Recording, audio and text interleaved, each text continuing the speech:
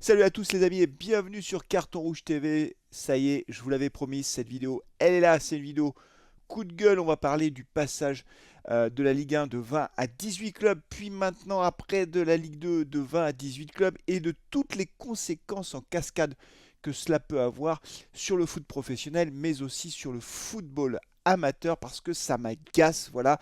Alors là, c'est toujours la trêve, hein. Les Stéphanois n'ont toujours pas repris le chemin de l'entraînement, donc je fais des vidéos que je n'ai pas l'habitude de faire, mais j'avais envie d'en parler. Qu'est-ce que vous voulez que je vous dise? Ça fait longtemps que j'avais envie d'aborder ce sujet parce que c'est un sujet qui m'agace depuis que la décision a été prise. Il faut remonter à 2021 pour se souvenir qu'à ce moment-là, quasiment à l'unanimité, peut-être même à l'unanimité, la Ligue nationale de football décide de passer la Ligue 1 de 20 à 18 clubs. Et pour cela, évidemment, il faut changer les choses.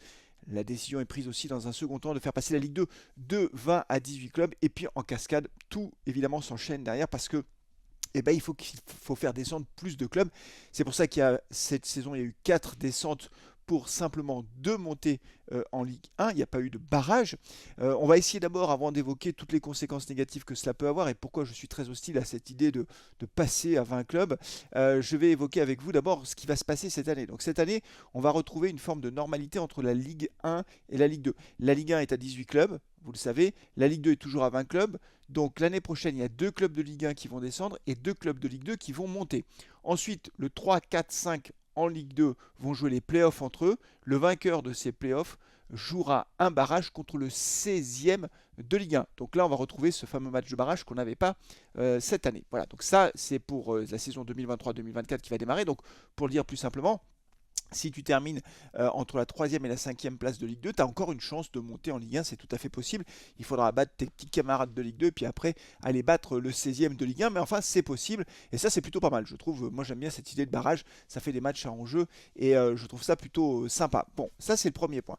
Le deuxième point, c'est que derrière, en termes de conséquences, cette année encore, on va avoir 4 clubs de Ligue 2 qui vont descendre. On en a déjà eu 4 cette année pour 2 montées du national. Simplement, pour pouvoir passer comme on a 4 clubs qui descendent de Ligue 1, pour pouvoir passer à 18 clubs, il faudra encore que cette année, on ait encore 4 descentes.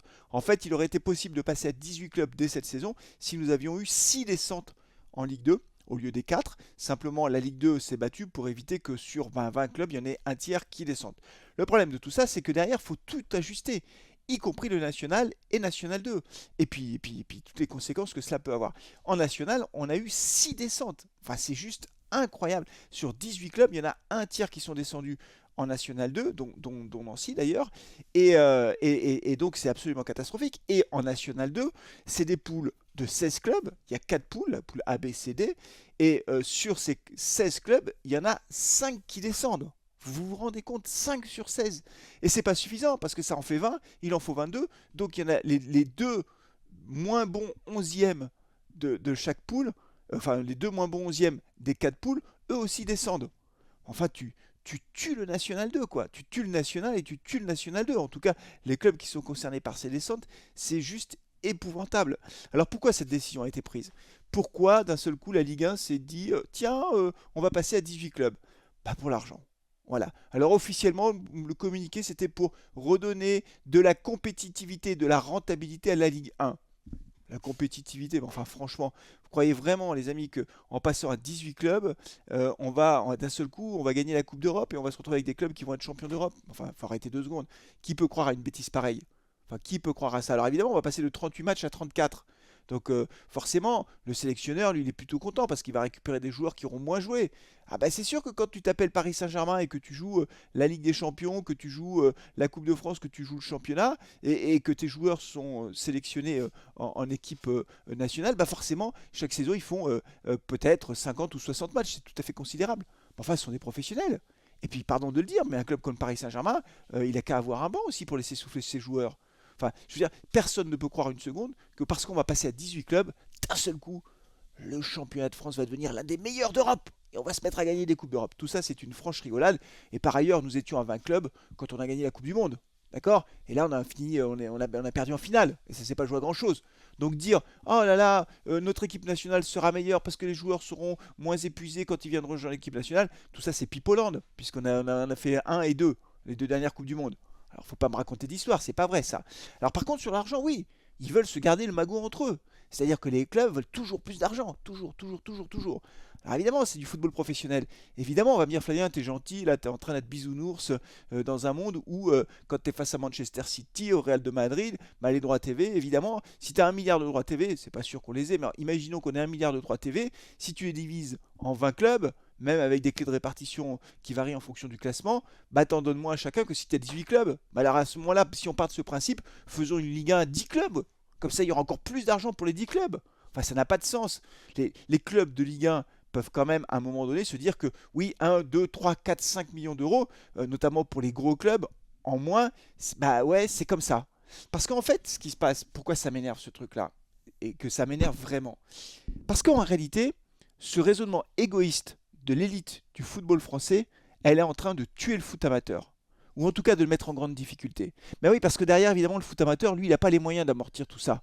Et quand vous avez des clubs qui passent de National à National 2, bah, ils se retrouvent en grande difficulté. La DNCG a pris plein de sanctions là déjà. J'ai vu que Châteauroux était relégué en National 2. On a Poissy aussi qui a été sanctionné. On a également un autre club qui a été le Canet, qui a été... Enfin, la DNCG leur tombe dessus, mon pauvre, et puis à dégager. Hein. Tu as 300 000 euros de déficit, allez, tu dégages. Et en fait, ce qui me rend dingue, c'est que le football amateur, lui, il ne demande pas 1 milliard par an. Hein. Le football amateur, il a juste besoin d'essayer de trouver l'équilibre. Et que je rappelle quand même que dans le foot amateur, alors peut-être que dans le national, il y a des joueurs qui touchent de l'argent, évidemment, et puis des entraîneurs payés, etc. Mais National 2 déjà moins. Et que ce qui fait vivre le foot professionnel, c'est aussi le foot amateur. S'il n'y a pas de football amateur, il n'y a pas de football professionnel. Enfin, nos stars internationales qui sont en équipe de France, elles n'ont pas commencé directement au Real de Madrid ou à Paris. Hein. Bah, quand Mbappé commence, il est à Bondy. Moi, j'ai pas regardé dans quelle division joue Bondy. Mais enfin, c'est quand même ces petits clubs qui forment les tout jeunes joueurs, quand ils les prennent dès le plus jeune âge, bien sûr, les plus talentueux pardon, d'entre eux vont partir. Mais enfin, c'est bien le foot amateur qui, dans un premier temps, va permettre à des enfants de découvrir le foot. Des enfants, des garçons et des filles d'ailleurs, parce qu'il y a beaucoup de clubs féminins maintenant. Et que les mecs qui entourent les clubs de foot amateurs, ce sont des bénévoles qui sont admirables. Ils passent un temps incroyable pour leur club. Et là, parce que Ligue 1, oui, ah, rentabilité. Et donc tu saignes le football amateur. Et les mecs, c'est relégation, etc. Mais enfin, c'est pas possible. C'est une folie en fait. C'est une folie. Moi, je ne comprends pas que les pouvoirs publics, que le ministère de la Jeunesse et des Sports ne s'empare pas de ce sujet en disant ça suffit. Je crois que Marie-Georges Buffet avait fait une loi à la fin des années 90, elle était dans le gouvernement Jospin, où justement elle avait mis en place un truc pour faire en sorte que le foot professionnel finance plus le foot amateur. Mais c'est ce qu'il faut faire.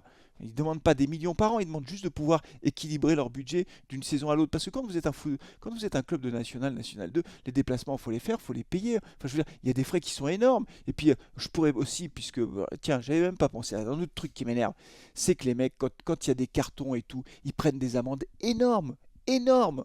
C'est-à-dire qu'ils passent leur temps à payer, ils payent tout le temps les clubs amateurs, à la fédération. C'est des sommes qui sont considérables. Les mecs, ils passent à la caisse en permanence. Alors, je ne dis pas qu'il ne faut pas qu'il y ait pas d'amende sur les cartons jaunes, etc. Mais à un moment donné, tu as vraiment le sentiment, moi quand j'en discute avec les responsables de clubs de foot, ils me disent on a l'impression d'être un tiroir-caisse pour la fédération. Ils passent leur temps à payer les mecs. Déjà qu'ils n'ont pas beaucoup d'argent, déjà qu'ils ont du mal à trouver des sponsors, ils ont du mal à financer le fonctionnement du club, les déplacements, etc. Et en plus, ils dépensent des sommes folles pour la Fédé, et qui elle-même pourrait récupérer de l'argent du national, en quelque sorte, des sommes folles qui sont brassées avec des salaires incroyables. Et en fait, in fine, voilà, eux, ils galèrent au quotidien, et avec des sanctions administratives qui n'arrêtent pas de tomber, des relégations, etc. On est en train de tuer le foot amateur, on est en train de décourager les bénévoles qui font vivre le foot français. C'est très bien qu'il y ait un sport de haut niveau. Moi, je suis pas... Au contraire, ça fait venir les gens dans les stades, ça fait rêver, ça tire vers le haut. Les enfants, ils s'entraînent, ils rêvent de leurs grands joueurs, etc. C'est des passions magnifiques, et c'est pas moi qui vais dire le contraire en étant supporter de l'AS Saint-Etienne depuis toujours. Aller dans un stade, c'est magnifique. Mais c'est juste contre-productif en fait. Pour quelques millions d'euros chacun par an, ils sont en train de mettre en danger l'ensemble de la filière du foot français. Voilà. Et puis peut-être un dernier point par rapport à ça. Quand on passe mine de rien de 20 à 18 clubs, bon, Ligue 1 et puis maintenant bientôt Ligue 2, et que tu passes de 38 à 34 matchs, tu as deux autres conséquences auxquelles tu ne penses pas. Mécaniquement, si tu as moins de matchs, t'as moins de recettes, t'as moins de recettes, un guichet quand même, hein. Bah ouais, les gens, sauf les gens qui payent leur place à chaque match, bah forcément, normalement, t'en as moins, donc il y a quand même un manque à gagner par rapport à ça. Et puis dans les régions où il y avait des clubs de Ligue 1 qui maintenant sont en Ligue 2, bah, ça fait un manque à gagner pour le tissu économique local. Quand tu as un match, moi je, prenons Clermont-Ferrand ici. Clermont joue en Ligue 1, tu as 13 000 spectateurs à chaque match, ça crée une dynamique. Quand les supporters adverses viennent à Clermont pour les matchs de leur équipe et qu'ils font le déplacement à Clermont, bah, ils font marcher le commerce local. Donc ce que je veux dire, c'est que dans beaucoup d'endroits en France, le club de foot de haut niveau qui joue en Ligue 1 ou en Ligue 2, ça génère des retombées économiques très importantes. Bah, bien sûr. Donc tu en as de moins en moins en fait. Bah voilà, bah passons à 10 clubs et puis on résoudra le problème. Comme ça, le Paris Saint-Germain aura encore plus de dizaines de millions. Les clubs qui jouent à la Ligue des Champions auront encore plus d'argent. Et puis tout le reste sera mort. Voilà, ce sera un champ de ruines. Voilà. Donc je sais pas. Enfin, cette décision était absurde, elle ne va résoudre en rien les problèmes structurels du foot français. Je ne sais pas ce que vous en pensez, les amis, dites-le moi en commentaire, ça m'intéresse vraiment beaucoup de lire vos commentaires par rapport à ça. Est-ce que vous êtes d'accord ou pas? Est-ce qu'il y a des arguments que j'ai oubliés? Est-ce qu'il y a des éléments que je n'ai pas pris en compte? Bah, merci de me le dire les amis, merci de me le dire comme toujours. Et puis si vous n'êtes pas abonné à la chaîne et que vous avez découvert la chaîne à l'occasion de cette vidéo, et ben vous vous abonnez, vous cliquez sur la cloche de notification et ça me fera extrêmement plaisir. Allez, d'ici la prochaine vidéo, prenez soin de vous, de vos proches et allez les verts. Ciao.